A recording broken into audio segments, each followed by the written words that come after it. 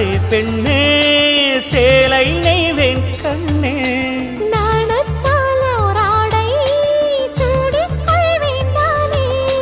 பாயாகும் அடி சொல்லாதே பஞ்சனை புதையல் ரகசியமே சாய்ந்தாடும் சங்கில் துளி பட்டாலும் முத்தாகிடும் முத்துண்டே செம்பூவே பூவே உன் மேகம் நான் வந்தால் ஒரு வழியுண்டோ மன்னவன் விரல்கள் பல்லவன் ஒளியோ படை கொண்டு நடக்கும் மன்மத சிலையோ இமைகளும் உதடுகள் ஆகுமோ